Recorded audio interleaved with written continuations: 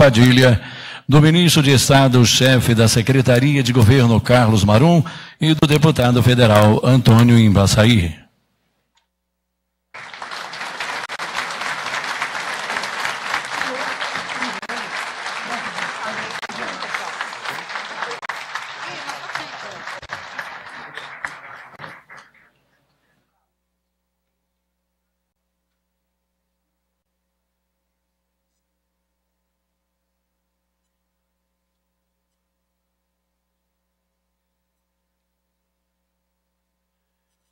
Ouviremos, nesse instante, as palavras do deputado federal Antônio Embaçaí.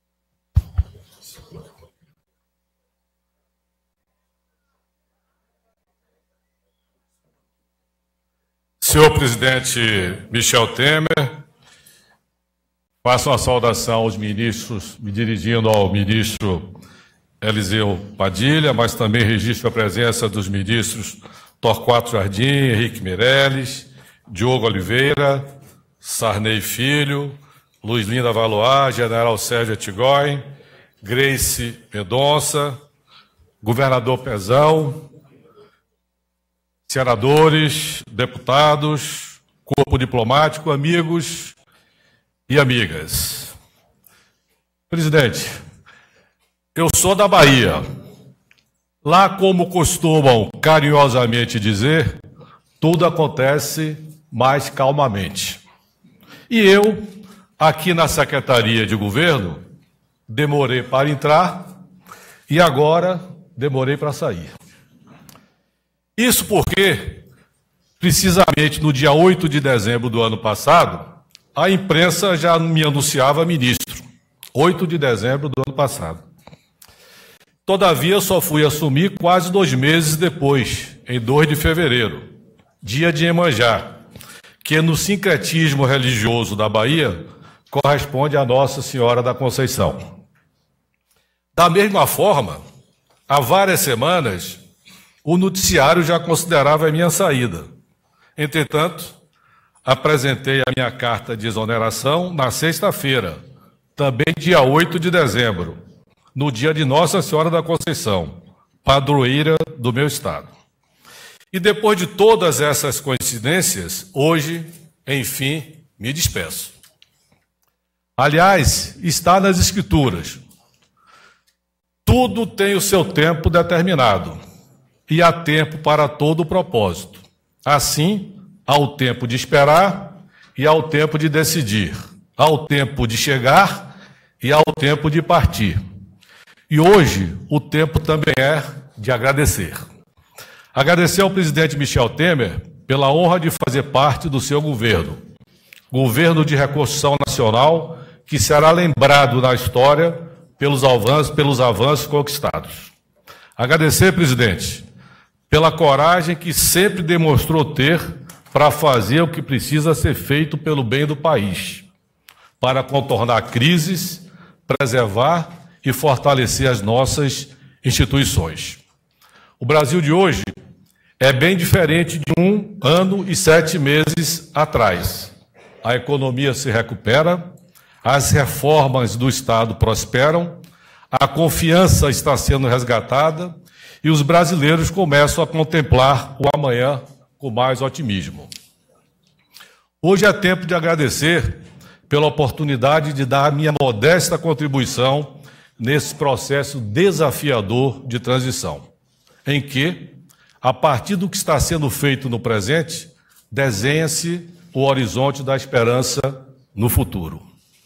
Agradeço, presidente, de forma muito sincera, a confiança, a amizade fraternal e o tratamento sempre respeitoso que dispensou a mim. Foram dias intensos, trabalhei com foco em manter a estabilidade política, crucial para garantir os avanços necessários para o país, os empregos e a renda das famílias.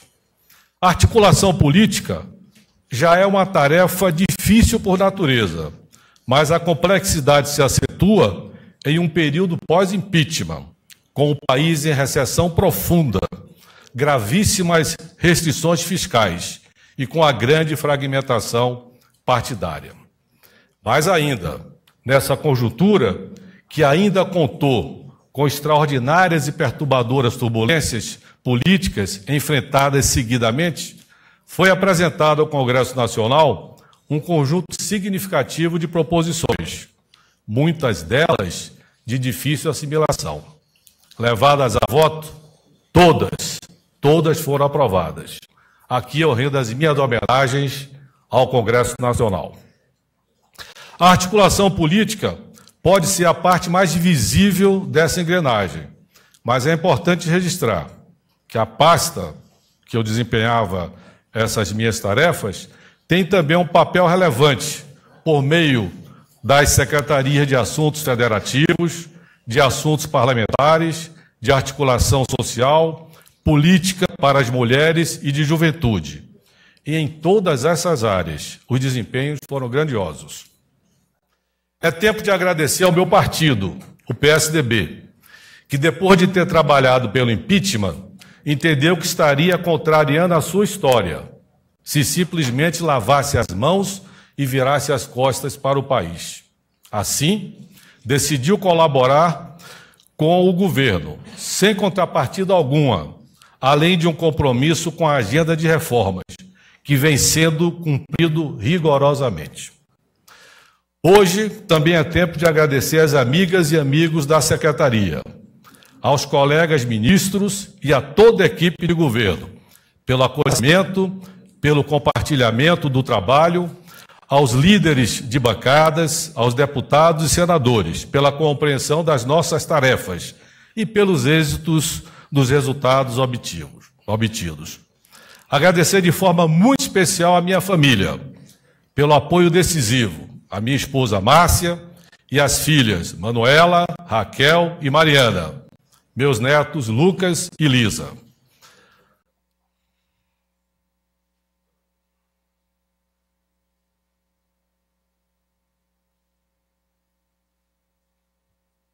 Agradeço aos meus pais pelo legado recebido e que sempre nortearam a minha vida, educação e princípios. Amigos e amigas, hoje é tempo de encerrar esta minha jornada, com a alma feliz e com o sentimento de ter feito o melhor que pude.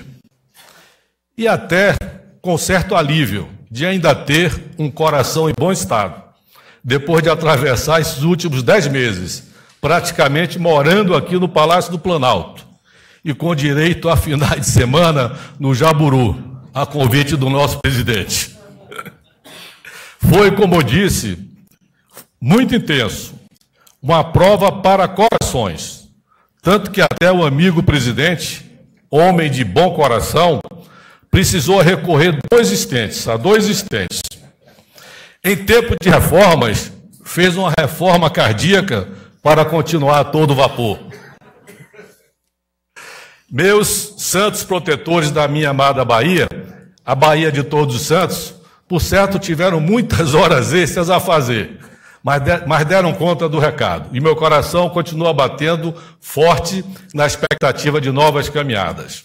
Agora, como numa corrida de bastão, passo a tarefa ao novo ministro, deputado Carlos Marum, que pela experiência e qualidade que dispõe, tenho certeza de que irá fazer um grande trabalho. Hoje também é tempo de recomeçar, e com muita alegria retorno à Câmara dos Deputados, onde, ao lado de bons amigos e amigas, continuarei trabalhando pelo Brasil e pela Bahia. Muito obrigado.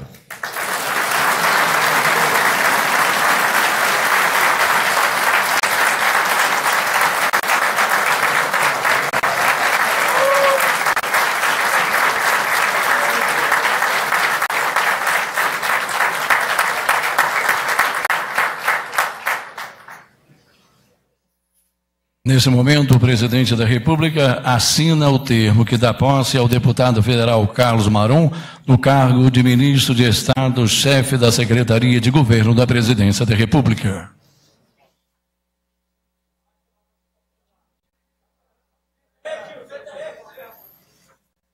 Convidamos o ministro Carlos Marum a assinar o seu termo de posse.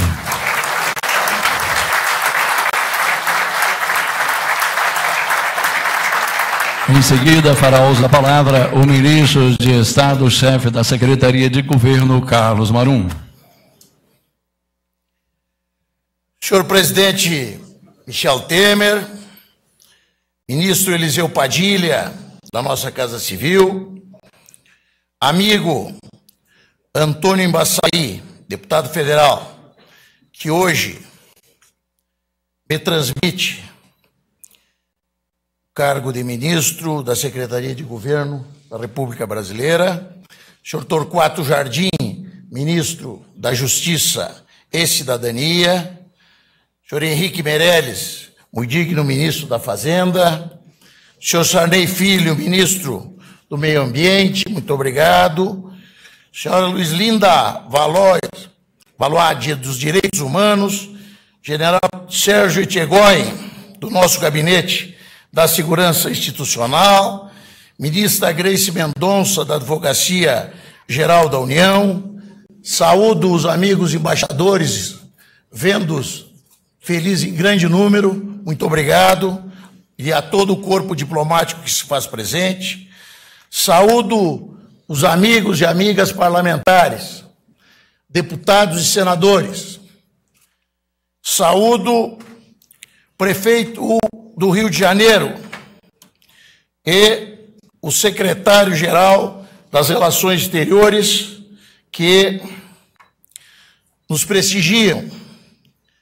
Saúdo meus correligionários de Mato Grosso do Sul, vejo-os em grande número aqui, vai o meu agradecimento. Prefeitos, deputados estaduais, muito obrigado pelo prestígio. Saúdo os amigos de longa data. Eu sou uma pessoa que tem amigos antigos, não são novos, meus amigos são antigos e vejo-os também aqui em grande número. A imprensa de Mato Grosso do Sul. Saúdo os meus familiares.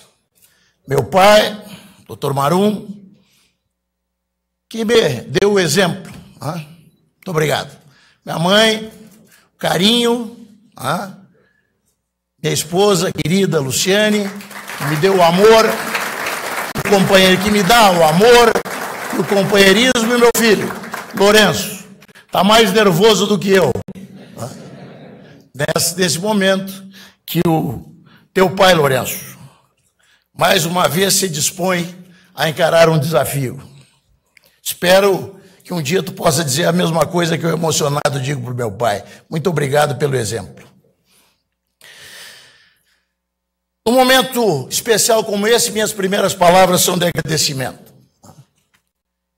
Inicialmente a Deus, já que eu sou daqueles que creio que sem Ele não estaríamos aqui. Na sequência, ao presidente Temer, pela confiança, presidente. Muito obrigado. Aos colegas, agradeço aos colegas deputados, inicialmente do PMDB, na pessoa do líder do nosso partido, o deputado Baleia Rossi, que tem realizado trabalho excepcional. Muito obrigado, Baleia, pela confiança e também a nossa bancada. Saúdo os colegas deputados com quem tive a honra de conviver nos últimos 3 anos. Eu acredito que nesse convívio, deputado Zé Rocha, líder do Partido da República, nesses 3 anos de convívio, eu entendo que eu conquistei a confiança daqueles senhoras e senhores deputados que compõem conosco a base de apoio ao governo, mas também conquistei o respeito daqueles que nos fazem oposição. Agradeço o apoio dos senadores, agradeço o prestígio da presença do senador Ciro, presidente do PP, que ontem se deslocou para o Nordeste e me disse que voltaria, e agora aqui está. Muito obrigado, senador. Muito obrigado. Saúdo, agradeço também aos correligionários e companheiros lá do Mato Grosso do Sul, que têm me concedido, em eleições diversas, vitórias eleitorais significativas, que permitissem que hoje eu aqui estivesse vivendo esse momento realmente especial na minha vida. Saúdo a minha equipe, muitos aqui, praticamente todos, equipe que me apoia em Mato Grosso do Sul e que me apoiou neste mandato, nesses 3 anos de mandato exercido na Câmara dos Deputados. E agradeço novamente aos meus familiares. Estou vendo as minhas 2 irmãs, Miriam e Janine, ao lado do meu primo Sadi. Muito obrigado. Sem vocês, nada disso estaria acontecendo. É desnecessário dizer da honra que é assumir, neste momento, uma função dessa magnitude. E soma-se a isso o fato de ser o grande desafio suceder um amigo e colega deputado do gabarito do Embaçaí. Homem leal, competente, amigo e que é responsável pelo sucesso que o nosso governo tem hoje para comemorar. É um desafio de suceder em Embaçaí. Eu sei que é um desafio. E por que eu estou aceitando esse desafio? Porque acredito no governo Temer, acredito no seu governo. E me sinto extremamente motivado, senhor presidente, por vossa coragem e por vossa determinação. Eu sou um homem que admiro muito a coragem, a determinação das pessoas. E vejo no senhor um homem determinado a fazer, nesse momento ímpar da história nacional, aquilo que o Brasil precisa que seja feito.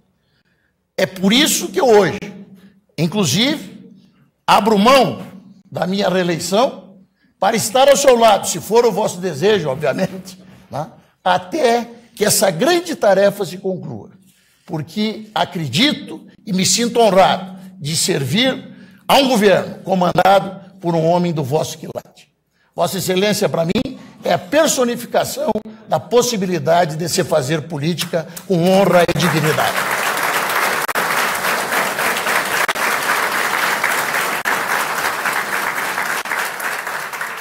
Eu vejo, senhor presidente, na sua estada na presidência, vejo a sua estada na presidência como uma oportunidade para o Brasil. E nós estamos aproveitando essa oportunidade. Há 2 anos, há menos de 2 anos, o Congresso Nacional decretou impeachment de um governo que destruía o nosso país. Esta é a verdade. O Congresso Nacional decretou o impeachment de um governo que destruía o Brasil. Fui um dos protagonistas naquele embate. E naquele momento, liguei minha vida política ao sucesso do seu governo. Hoje, tenho orgulho do que, sob o seu comando, já fizemos. Tiramos o Brasil, senhor presidente, da pior recessão de sua história. Ministro Meirelles, saudação especial a Vossa Excelência. O juro hoje é o mais baixo de todos os tempos. O desemprego diminui há meses seguidos. Nossas indústrias crescem também há meses. O saldo de nossa balança comercial bate recordes, mês após mês. Prefeitos, governadores são tratados com respeito pelo seu governo. O esforço dos homens do campo e a inflação controlada garantem hoje o arroz, o feijão e a carne na mesa do trabalhador brasileiro.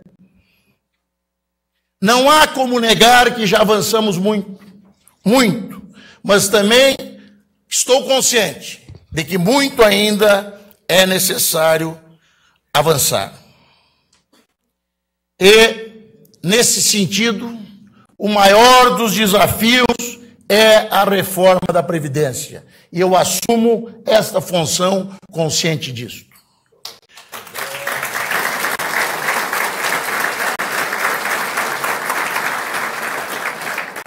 Precisamos de uma Previdência mais justa e menos desigual para todos os brasileiros. Não é possível que aceitemos continuar vivendo e convivendo com um sistema previdenciário que tira dos mais humildes e destina recurso aos mais aquinhoados. Este é, nesse momento, o grande desafio, porque ao tornarmos a Previdência mais justa, mais igual e com menos privilégio, estaremos viabilizando economicamente o país e permitindo que no ano de 2018 venhamos a viver um momento histórico de crescimento. Inflação baixa, juro baixo, a reforma da Previdência contribuindo para a melhora das nossas contas públicas e trazendo a confiança na economia brasileira, fará com que, eu repito, vivamos em 2018 um ano histórico de espetacular crescimento. Crescimento esse que só é válido se trouxer mais felicidade ao povo brasileiro, e é para isso que nós estamos lutando. Senhor presidente, eu passei os 3 últimos anos da minha vida dentro do Congresso, convivendo com deputados, ministro Padilha, convivendo com senadores, e posso lhe dizer que tenho uma mais absoluta confiança no senso de responsabilidade de todos nós parlamentares brasileiros. Seremos sim vitoriosos nessa luta, porque essa vitória será uma vitória do Brasil. Senhor presidente, haverão muitas mudanças na articulação? Não. A articulação era bem conduzida, e principalmente pelo fato de que o grande articulador do nosso governo é Vossa Excelência, e Vossa Excelência é o mestre nessa arte. E o senhor continua e continuará nos orientando e nos indicando o caminho a ser seguido. Então, poucas serão as mudanças. Por fim, eu afirmo que serei e sou, a partir deste momento, um soldado sob o vosso comando, em sua árdua luta para fazer com que o nosso país seja um Brasil melhor para todos os brasileiros. Obrigado pela confiança e muito obrigado.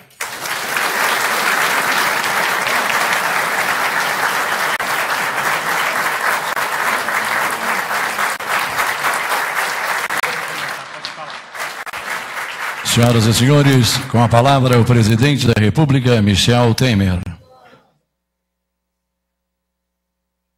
Olha, eu quero cumprimentar o Carlos Marum, que a partir de agora é o ministro de Estado-chefe da Secretaria de Governo, da Presidência, e seus familiares.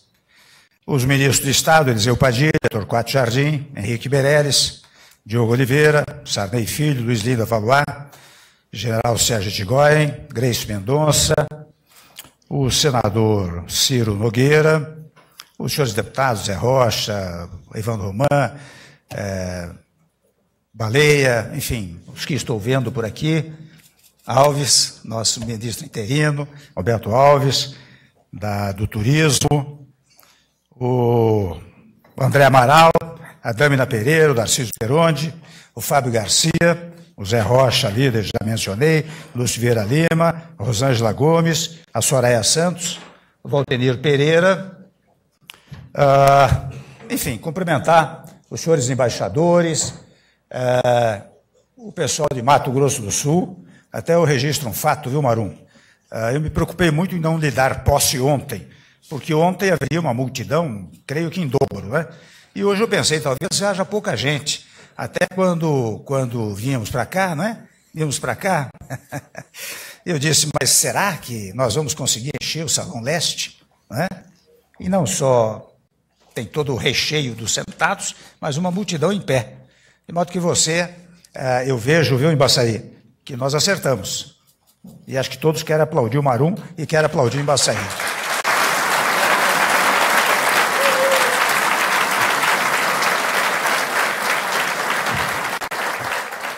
E minhas primeiras palavras, naturalmente, são de agradecimento ao Embaçaí. Não apenas pelo que fez para o Brasil seguir adiante, né? Mas também pela amizade que nós entretivemos ao longo desta jornada. Eu até registro, Fátima Pelais, que no período em que o Embaçaí esteve à frente da articulação política, como ele mesmo registrou, nós aprovamos matérias da maior relevância para a retomada do crescimento e para o bem-estar dos brasileiros. Para ficar apenas em alguns exemplos, né, para mencionar estados, municípios, eu menciono a repactuação da dívida dos estados, a modernização trabalhista, as novas regras do FIES, enfim, uma série de, eu não vou repetir, as 113 medidas que nós realizamos ao longo deste ano e meio. Não é? O que eu quero registrar é o prestígio meu de ter contado com a habilidade, a serenidade, a eficácia do Embaçaí neste ano de 2017.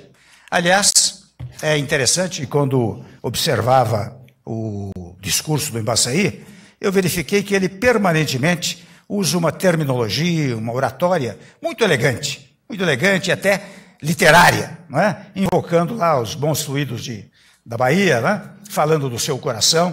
Aliás, meu Marum, se prepare seu coração para as coisas que eu vou lhe contar. Eu quero, então, dizer muito para o Embaçaí que eu sou muito grato ao que ele fez pelo Brasil, não é apenas pelo governo, mas especialmente porque vocês sabem, nós chegamos ao governo agora há 1 ano e meio e tivemos no Embaçaí uma figura preciosa. Os senhores deputados, senadores, sabem disso, né? Sabem o quanto ele colaborou conosco. E essas mesmas qualidades no Embaçaí continuarão a serviço do Brasil, mas agora novamente no Congresso Nacional. Nós contamos muito com você no Congresso Nacional, com uma força relevante do nosso governo no Congresso Nacional. E ao Carlos Marum, eu naturalmente estendo minhas calorosas boas-vindas, não é? Nós já vimos contando com a energia e a determinação do Marum na Câmara dos Deputados. Não preciso dizer que ele é um verdadeiro tribuno. Revelou-se como tal, ainda agora, no seu discurso. Mas é um orador destemido, que defende os interesses do povo do parlamento. A atuação do Marum na Câmara, por exemplo, foi decisiva para aprovar medidas que estão trazendo de volta os empregos no país. Portanto, o Marum, como deputado, né, já deu prova cabal de sua capacidade de construir pontes, de aproximar perspectivas. E eu tenho certeza, Marum, que na Secretaria de Governo você assegurará a continuidade da relação de respeito e harmonia entre o Executivo e o Legislativo. Vocês já me ouviram dizer dezenas de vezes o quanto nós governamos juntos, o Executivo e o Legislativo. E foi isso que permitiu que nós chegássemos onde chegamos. Questões difíceis, convenhamos. Eu quero aqui, para chegar ao tema da Previdência Social, eu quero dizer que todos os temas que nós mandamos para o Congresso foram de longa discussão e muita oposição. Mas sem embargo da discussão e da oposição, nós conseguimos aprová-las todas. Assim foi com o teto dos gastos, foi com a reforma do ensino médio, foi com a modernização trabalhista, foi com a questão do pré-sal. Enfim, todas as medidas envolveram longas discussões e até em muitos e muitos momentos a ideia, não é, Fábio, que nós não iríamos conseguir continuar. Muitos deputados, colegas, senadores, vinham aqui dizer, ó, Temer, acho que é melhor desistir disso daí, né? E nós todos dissemos, não, eu confio na seriedade, na competência, na exação, na rigidez política do Congresso Nacional. Tenho certeza, Ciro Nogueira, tanto conversamos, né, que nós vamos levar adiante e vamos conseguir aprovar essas matérias como aprovamos.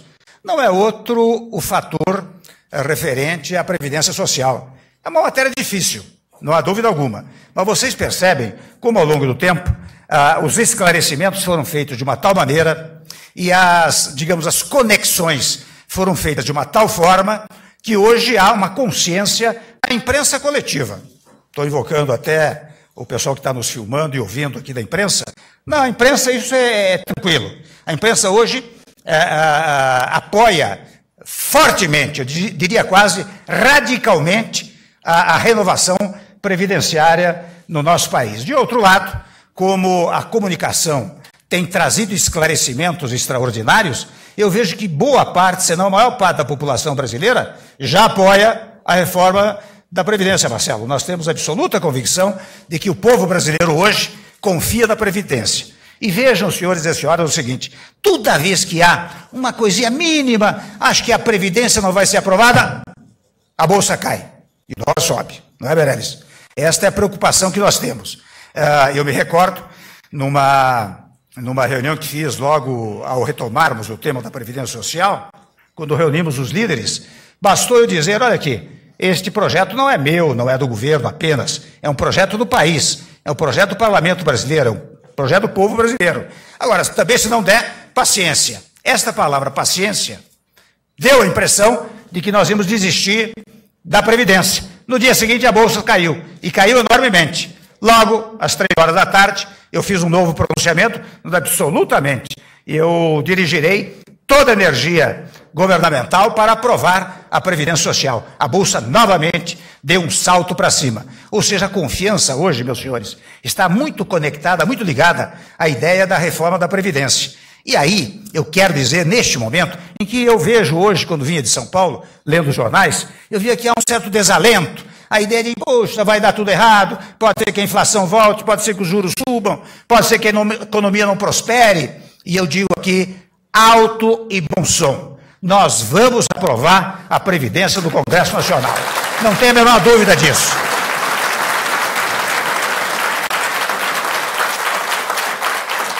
Nós temos o apoio do presidente da Câmara, do Rodrigo Maia, temos o apoio do Eunício Oliveira, temos o apoio dos líderes todos, naturalmente os líderes da base do governo, e naturalmente eu devo dizer que acho que temos a compreensão, ainda que oculta, dos líderes da oposição, porque esta não é uma questão de governo, esta é uma questão de Estado, esta é uma questão que você conserta o Estado brasileiro hoje, e ele vai servir para quem vier depois, e quem vem depois não se sabe quem é, portanto quem vier depois encontrará o Brasil arrumado, o Brasil dos trilhos. E eu confio muito no nosso Congresso Nacional e quero com isso dar uma palavra de entusiasmo para o nosso mercado, para a nossa economia, para dizer a todos aqueles que militam pela construção do país, e vejam que as palavras do Marum foram nessa direção, a dizer logo, quando aplaudido foi, que ele iria levar adiante a reforma da Previdência. E eu peço a você, viu, Marum, que na sua atuação na articulação política, dedique-se dia e noite, 18 horas por dia, pelo menos, se possível 20, à reforma da Previdência, não é? Eu acho que você tem energia para isso, energia física, energia argumentativa, energia intelectual, não é? Energia moral, não é? De modo que você, dedicando-se a isso, você está se dedicando ao governo, mas especialmente ao país. Então, eu quero também deixar muito claro que eu não tenho preocupação de dizer se alguns privilegiados vão ter prejuízo ou não, por uma razão singelíssima. Em primeiro lugar, como aqui disse, mencionaram o Embaçaí e o Marum, não haverá prejuízo para os mais pobres, ao contrário. Vou dar um exemplo só, se me permitem. Eu vou aproveitar o auditório aqui para explicar certas coisas que muitas vezes chegam aos ouvidos de todos de maneira revezada, não é? E equivocada. Vocês sabem que hoje, os mais pobres, por exemplo, eles não conseguem muitas vezes contribuir os 35 anos de contribuição, porque tem interrupções, etc. E com isso, para completar o tempo, eles são obrigados a completar o tempo de idade e se aposentam com 65 anos. Os mais privilegiados, não. Estes sabem como recolhem permanentemente e se aposentam muito antes. Mas estes, os pobres coitados, os mais pobres, estes levam muito tempo e esperam atingir os 65 anos, que precisa de tantos anos de contribuição. Ora bem, este projeto reduz para 15 anos o tempo de contribuição, não é verdade? Então, aqueles que hoje levam até os 65 anos, porque não têm condições de contribuir permanentemente, talvez possam aposentar-se muito antes. Portanto, traz uma vantagem para os mais pobres. Outro equívoco, não é verdade que a idade mínima hoje é 65 anos para o homem e 62 anos para as mulheres. Será daqui a 20 anos. Hoje é 55 anos para o homem, 53 anos para as mulheres. E vou tocar logo no assunto dos chamados privilegiados, não é? Que é quem ganha mais de R$ 5.330, que é o teto da Previdência Social. Os servidores públicos que ganham até 5.330 não terão alteração nenhuma, porque continuarão a ganhar tal como percebem no serviço público. Os que excederem este limite, quem ganha 10, 15, 20, 30, 33, vai ter que fazer uma previdência complementar. Não significa, esta reforma previdenciária, como se alardeia, que quem ganha 30 mil não vai poder ganhar 30 mil. Vai continuar ganhando 30 mil. Vai ter que dar uma colaboração. Talvez, na previdência complementar, precise depositar 500, 600, 700 reais por mês para obter ali adiante uma previdência, uma aposentadoria no mesmo padrão, no mesmo nível que hoje recebe, sem nenhuma contrapartida de natureza complementar. E aí a injustiça, desigualdade, que é, digamos assim, criticada não, proibida até pela Constituição Federal. Quando a Constituição diz homens e mulheres são iguais de direitos e deveres, você precisa ter sempre uma relação lógica para fazer uma discriminação para não violar o princípio da igualdade, não é? Eu até dou exemplo, essa matéria previdenciária a gente fica meio repetitivo, né? Mas quando você quer costear o problema da igualdade no texto constitucional, você dá um exemplo clássico. Você tem um concurso para carcereiro da penitenciária masculina ou para carcereira da penitenciária feminina. Se você disser, num caso, que o concurso é só para homens, no outro caso só para as mulheres, há uma correlação lógica entre a discriminação e o fato que leva a discriminar. Mas eu pergunto o seguinte, qual é a relação lógica, a correlação lógica que existe entre o trabalhador da iniciativa privada e o trabalhador da iniciativa pública? Será que o trabalhador da iniciativa pública, ele trabalha mais, é um trabalho mais penoso, é um trabalho mais árduo? Ou será, ao contrário até, que os que têm trabalho mais árduo são aqueles que estão na iniciativa privada? Então não há nenhuma relação lógica que permita o ferimento do princípio da parificação da igualdade que está previsto e exigido pelo texto constitucional. Então eu digo aqui com muita tranquilidade, porque nós estamos empenhados, eu estou voltando exatamente num dia, né? Vai ficar para fevereiro. Ótimo! Para fevereiro, vocês sabem por quê? Porque nós contamos votos. Nós não queremos constranger os deputados e senadores. Enquanto não tivermos os 308 votos, não vamos constranger nenhum deputado. Nem nós queremos, nem o Rodrigo quer, nem o Nício quer, ninguém, nenhum líder quer isso. Então, nós estamos contando, tem 270, 280 votos, faltam alguns votos, há uma campanha muito grande, há uma compreensão muito grande, daí a razão pela qual se anunciou no dia de ontem que nós transferiríamos para fevereiro, porque o mês de janeiro, é interessante, até vai acontecer, penso eu, uma coisa curiosa.